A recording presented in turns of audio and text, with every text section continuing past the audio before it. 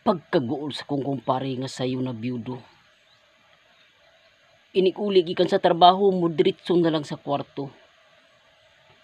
Tag saragani mo gawas taas pagyud kaayo iyang panglantaw. Kay sige hunahuna siyang asawa nga sayuming panaw. Pre dawatan na lang ang tanan.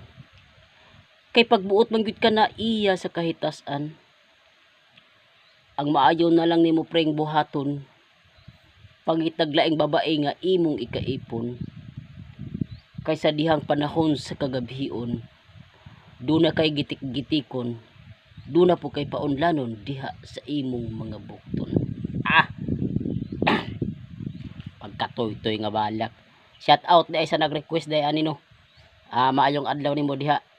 Sir, ug sa tanan mga sa busing sa kaumahan maayo pong adlaw sa inyong tanan diha. Kumusta mo? Ug sa tanang mananagat. Ma'am sir, maayong adlaw sa inyong diha tanan. Request to siya. Daghan may nag-request ako ano pabuhatan og balak. Muna-muna po natong hunahuna ani og unsay ato ang buhaton nga balak ani sa iya ha. So napay laing request ani sunod na pod. Sa pagkakaron mao ni akong ipakita sa inyo, ipalo ko ninyo ug i-share po ko ninyo. Salamat kaayo.